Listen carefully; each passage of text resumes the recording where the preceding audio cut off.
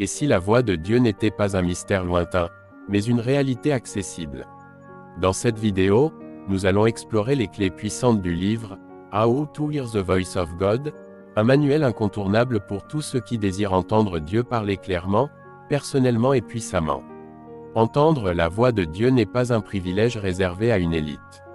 C'est un droit pour chaque enfant de Dieu.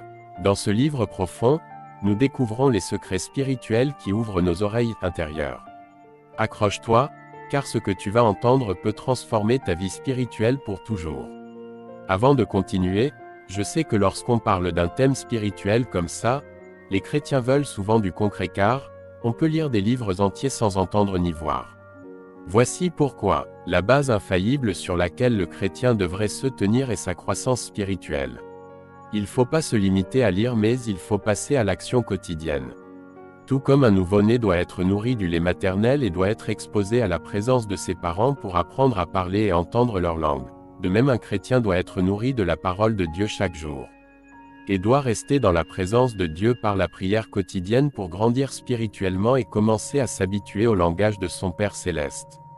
Il n'y a pas de raccourci, un nouveau-né ne peut pas comprendre une langue s'il ne grandit pas jusqu'à un certain âge.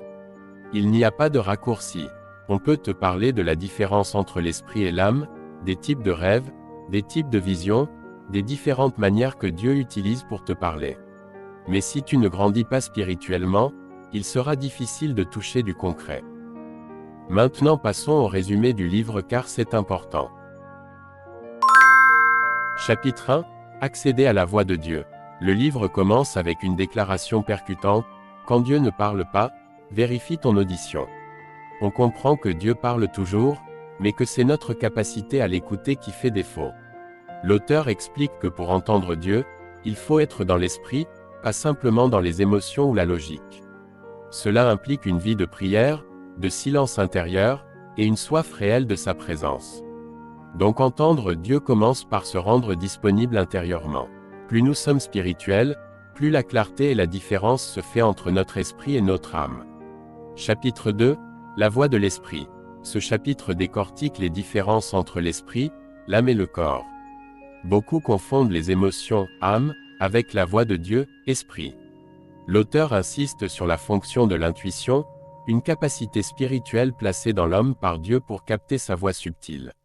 C'est par l'intuition que l'homme accède à la voix de Dieu. Il s'agit de l'intuition développée dans la présence de Dieu et dans la communion constante avec lui.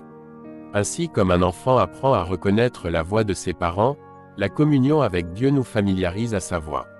On découvre que Jésus lui-même fonctionnait par cette intuition spirituelle. Ici, il est important de noter que Dieu parle à notre esprit régénéré, pas à notre raisonnement. Chapitre 3 – La source originelle du pouvoir. Tu veux de la puissance spirituelle. Alors tu dois entendre Dieu.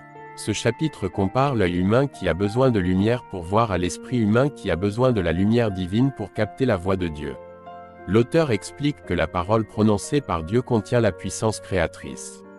Si tu entends sa voix, tu accèdes à son pouvoir. Conclusion, l'autorité spirituelle ne vient pas du savoir, mais de la connexion à la source, la voix de Dieu. De plus, je voudrais préciser que la voix de Dieu n'est pas compréhensible par l'homme naturel séparé de Dieu. C'est l'esprit de l'homme régénéré qui décode le langage divin et nous permet de voir, entendre, sentir. Chapitre 4 – Le mot sans voix. Lire la Bible n'est pas toujours entendre Dieu. L'auteur distingue la lettre morte de la parole vivante. Il dit que la foi ne vient pas simplement en lisant la Bible, mais en entendant la voix de Dieu à travers elle. En hébreu on parle du réma qui est la révélation personnelle. La parole produit la foi seulement si l'ouïe spirituelle est active.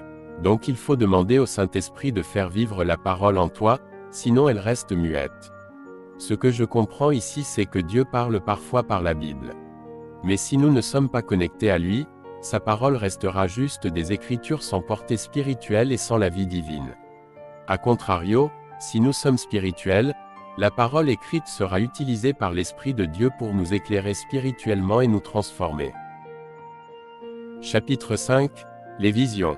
Dieu parle aussi par images spirituelles, appelées visions.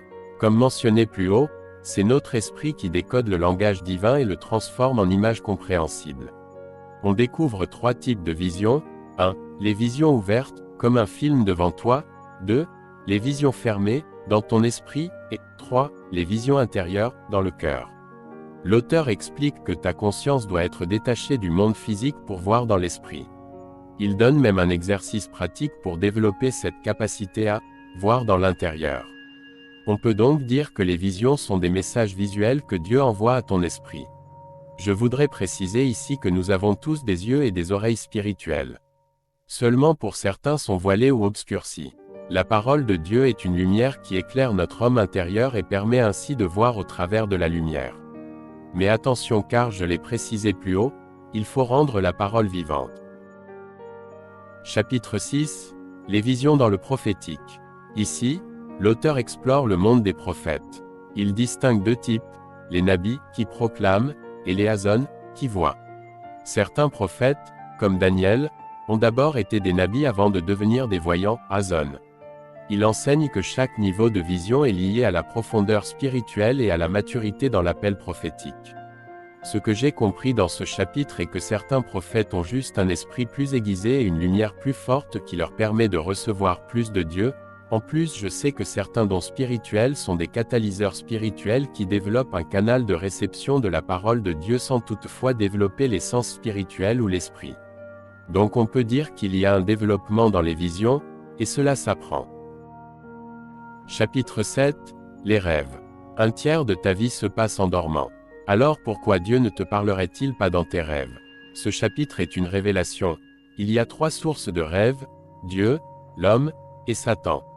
L'auteur explique comment discerner, interpréter et recevoir des messages rêves, et comment les rêves sont parfois la forme la plus profonde de révélation.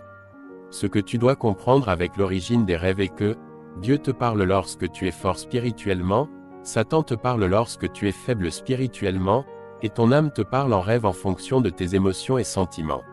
Ces émotions ont toujours une origine dans ton vécu quotidien. En d'autres termes, si un rêve reflète ta journée ou tes émotions, il peut venir de ton âme. Chapitre 8. La voix audible de Dieu. Oui, Dieu peut parler de manière audible. Mais cela demande un cœur calme, un esprit libéré du bruit et de l'inquiétude. Ce chapitre montre que l'anxiété bloque la capacité auditive spirituelle.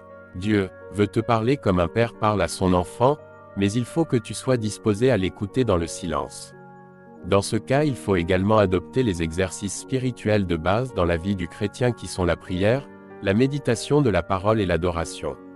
Cependant, il faut ajouter à cela une bonne gestion des pensées et des émotions. J'en parlerai dans une prochaine vidéo où je ferai un résumé du livre intitulé « Neutraliser l'ennemi numéro 1, la chair ». Et je voudrais te rassurer qu'avec l'aide du Saint-Esprit, c'est simple à faire. Chapitre 9. Entendre Dieu dans le prophétique. Ce dernier chapitre nous conduit dans le monde du discernement prophétique. L'auteur enseigne qu'il faut parfois voir ce qui est dit, c'est-à-dire capter les paroles divines comme des images ou des impressions spirituelles.